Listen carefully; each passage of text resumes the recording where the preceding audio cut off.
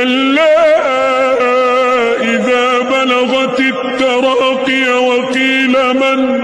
راق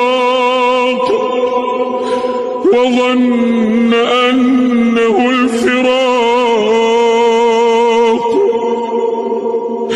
والتفت الساق بالساق